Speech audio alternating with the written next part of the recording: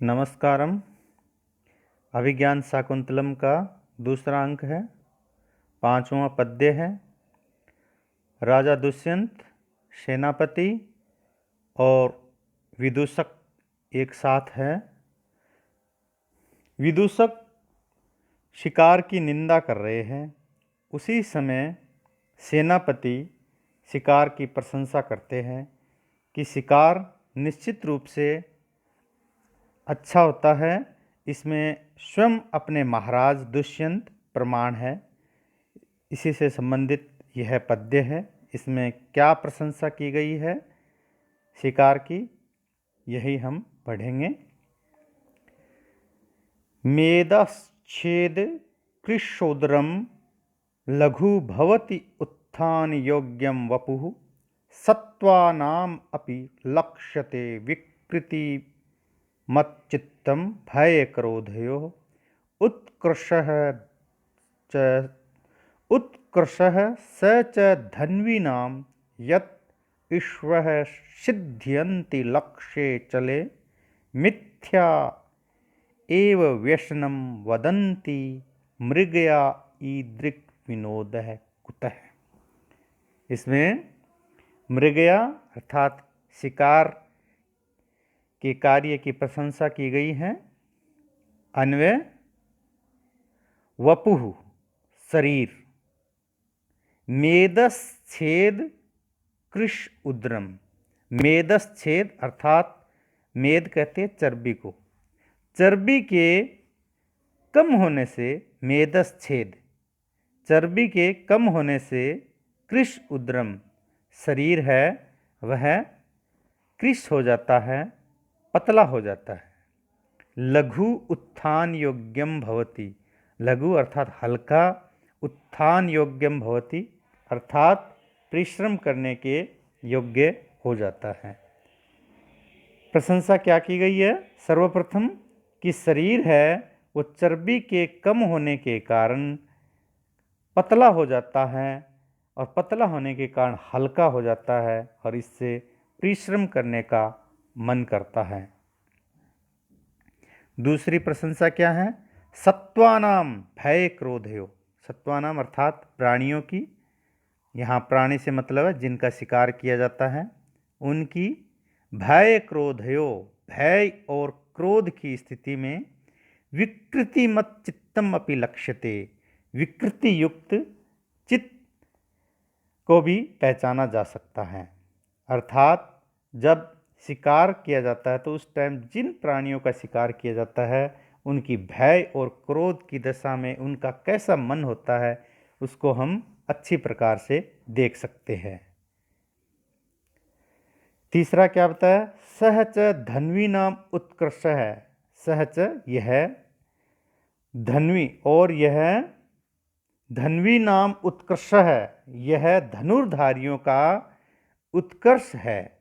यह धनुर्धारियों का उत्कर्ष है अर्थात धनुर्धारियों की यह श्रेष्ठता है। श्रेष्ठता है, क्या श्रेष्ठता है?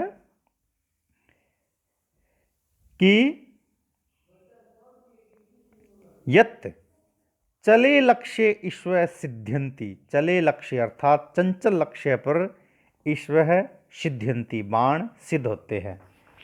तीसरी प्रशंसा यह की गई है कि इसमें धनुर्धारियों की श्रेष्ठता ही प्रकट होती है कि उनके बाण हैं वह चंचल लक्ष्य पर भी सीधे लग जाते हैं, सीधे लक्ष्य को भेदते हैं। तो यह भी एक धनुर्धारियों के लिए श्रेष्ठता ही है। मृगया मिथ्या एव वैष्णम वदंती। मृगया को अर्थात शिकार को मिथ्या एव झूठा ही, अनावश्यक ही, व्यर्थ में ही व्यसनम वदंती, व्यसन माना जाता है, बुरी लत माना जाता है। ईदृक विनोदय कुतः है, ईदृक ऐसा विनोदय मनोरंजन कुतः कहाँ है। इसमें सेनापति शिकार की प्रशंसा कर रहे हैं। क्या कह रहे हैं कि शिकार करने से शरीर है वो शरीर की चर्बी कम हो जाती है और इस कारण शरीर हल्का और कमज़ोर हो जाता है और परिश्रम के योग्य हो जाता है। सत्वानां भय क्रोधयो विकृतिमत चित्तमपि लक्ष्यते। प्राणियों की भय और क्रोध की दशा में जब हम प्राणियों का शिकार करते हैं, जानवरों का शिकार करते हैं, उस टाइम उस जानवरों की क्या मन की दशा होती है उसको हम पहचान सकते हैं।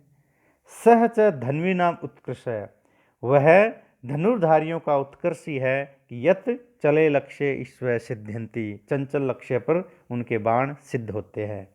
मृगयाम मिथ्या एव वैष्णव वदंती, मृगया को अर्थात शिकार को अनावश्यक ही, व्यर्थ ही बुरी लत माना जाता है। ईदृक विनोदय कुतः है, ऐसा मनोरंजन कहाँ है। अर्थात इसमें यह बताया गया है कि शिकार खेलना एक बहुत ही अच्छा मनोरंजन है और इसमें लाभ ही लाभ है। तो इसमें काव्यलिंग अलंकार है और 19 प्रत्येक चरण में वर्ण होने के कारण इसमें शार्दुल विक्रीडित छंद है। ठीक है, अब अपने अगला पद्य देखते हैं। अगले पद्य में स्वभावोक्ति अलंकार का वर्णन किया है। इसमें जब राजा को शिकार के लिए कहते हैं सेनापति कि ये तो बहुत ही अच्छी बात है शिकार करना, ऐसा मनोरंजन कहाँ है, किंतु उसी समय विदूषक कहते हैं कि जो राजा के साथ है मित्र हैं, विदूषक का नाम माधव्य है। विदूषक कह रहे नहीं, शिकार नहीं करना चाहिए।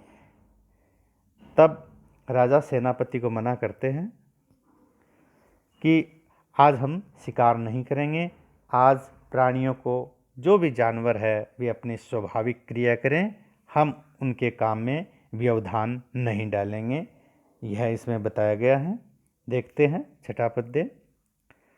गाहन्ताम महिषा निपान श्लीलम श्रृंगई मुहुस्ताड़ितम छायाबद्ध कदम्बकम मृगकुलम रोमंथम अभ्यस्यतु विस्रब्धम क्रियताम वराहपति भी मुस्ताक्षति पल्लवे विश्रामम लब्धाम इदम च शिथिल जया बंधनम अस्मद्धनु।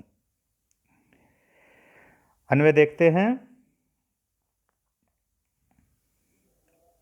महिषः श्रृंगई मुहु ताड़ितम निपान सलीलम गाहन्ताम छायाबद्ध कदम्बकम मृगकुलम रोमंथम अभ्यस्यतु वराहपति भी विस्रब्धम पल्लवे मुस्ताक्षति क्रियताम शिथिल जया बंधम इदम अस्मद्धनु च विश्रामम लब्धताम।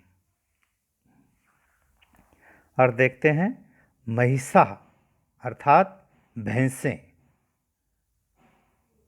श्रृंगई मुहु ताड़ितम, श्रृंगई अपने सिंगों के द्वारा, मुहु अर्थात बार बार, ताड़ित अर्थात विलोडित किए गए, उछाले गए, निपान सलीलम, निपान सलीलम अर्थात सरोवर के गहरे जल में गाहन्ताम स्नान करें, नहाएं।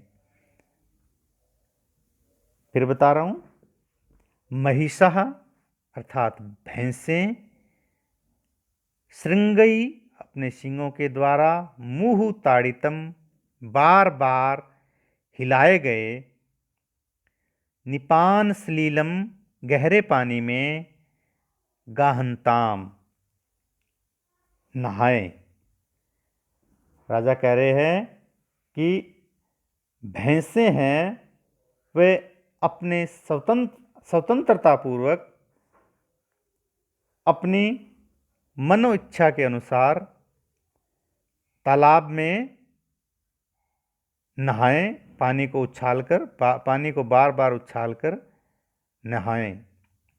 दूसरा, छायाबद्ध कदम्बकम, छाया में झुंड बना करके